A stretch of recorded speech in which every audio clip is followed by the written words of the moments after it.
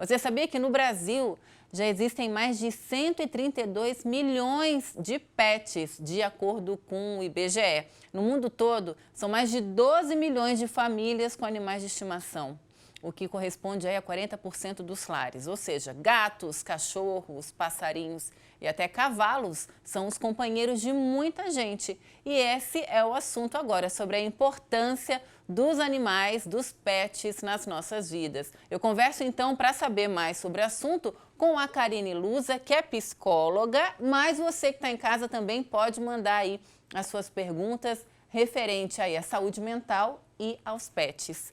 Karine, boa tarde, bem-vinda ao Ver Mais. Boa tarde, tudo bem? Tudo ótimo. Me fala, a gente pode falar que essa relação aí de pets com humanos se aproxima muito de uma relação de família mesmo, pai e filho?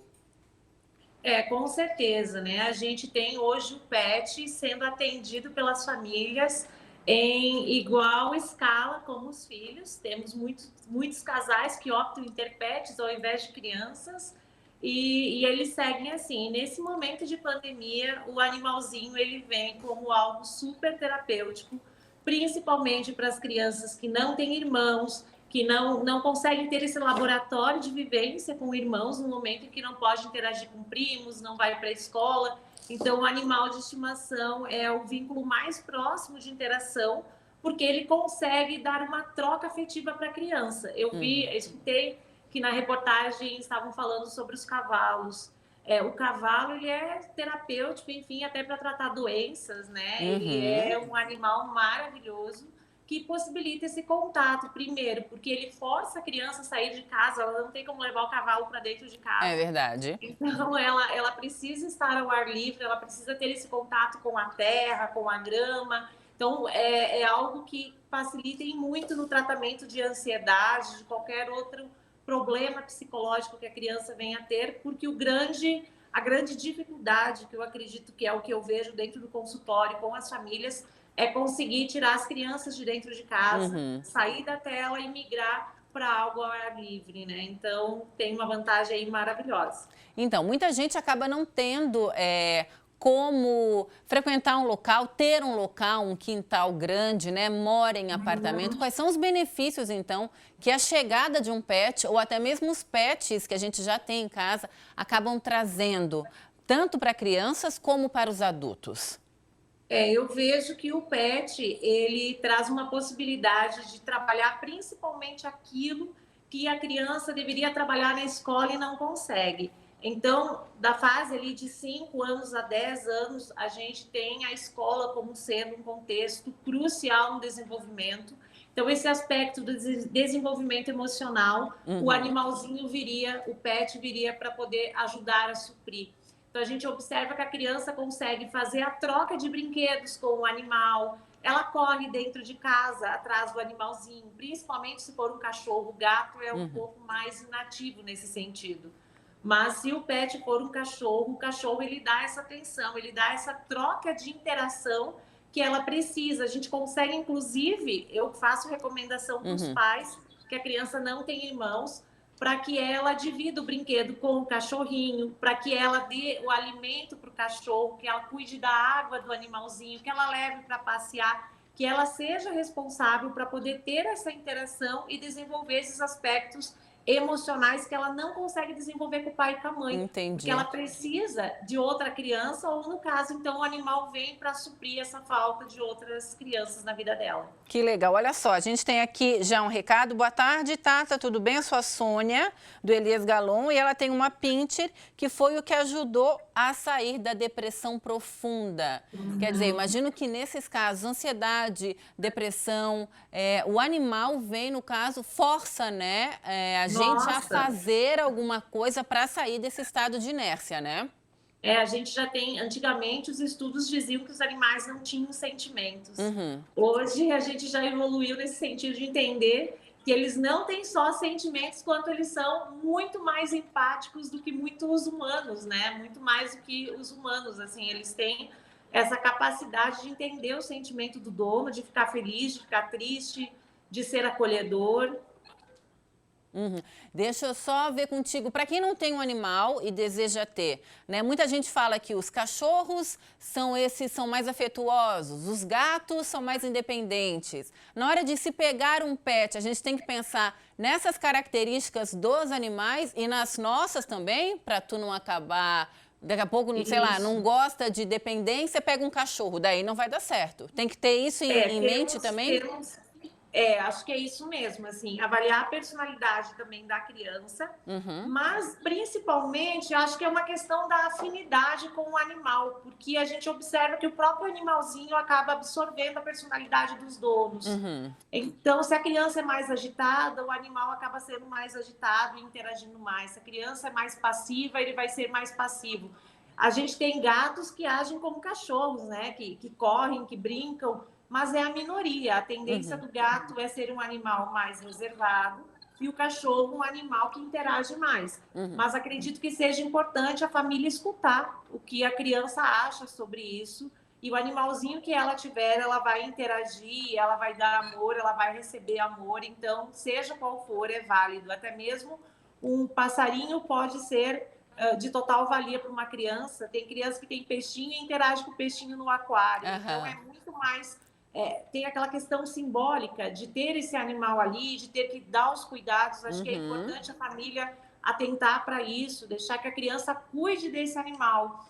É uma oportunidade também de trabalhar a autonomia, de fazer ela ter responsabilidade, dela dar afeto para alguém, porque existe uma tendência do adulto fazer tudo pela criança. Exato, então, tem que então, cuidar, nem que o animal seja, nem que seja um peixinho.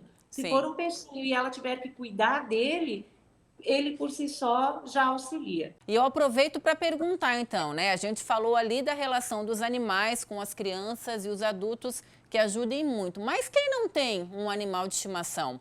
Não tem porque não gosta, não tem porque não tem condição de cuidar, porque a gente sabe que tem que cuidar, dá trabalho. Como é que faz então, Karine, para passar por esse período sem enlouquecer? Então, sobre a saúde mental agora na pandemia, é um tema que tem rendido muito. A gente fala, inclusive, numa projeção de uma pandemia de saúde mental. Olha. Porque a gente tem o problema com a pandemia e teremos o problema pós-pandemia. Então, esse isolamento trouxe prejuízo de todas as ordens. Tem um aspecto positivo da resiliência, que as pessoas tiveram que criar resiliência para conseguir sobreviver diante da pandemia.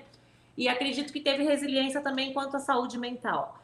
Quem não conseguia interagir online está tentando fazer isso, acabou aderindo mais à chamada de vídeo para poder estar próximo de quem ama, de quem gosta, para poder conversar, porque a conversa ela ajuda a elaborar muito dos problemas que a gente tem, ela organiza a nossa mente. Mas uma alternativa que, pelo menos dentro da nossa realidade atual, está sendo possível é as saídas ao ar livre.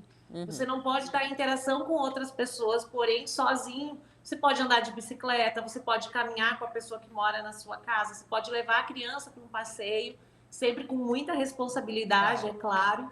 Mas acredito que sair de dentro de casa, poder tomar um sol, aproveitar ainda esse tempo que a gente está tendo de sol, de esparecer no final do dia, isso tudo é muito válido, porque a mente se satura demais ficando dentro de casa. A maioria de nós mora em apartamento. Dentro de apartamento você não olha para fora, não tem esse contato. Fica ali nas quatro paredes, com o celular, com televisão. Existe uma outra discussão, inclusive dos psiquiatras, em relação ao abuso do uso dessas telas, que tem prejudicado demais adulto e criança. A gente tem crianças com fobia social que não querem voltar para a escola, mesmo agora que eles não fazem questão. Eu escuto dos adolescentes que eles estão com preguiça de conversar com alguém.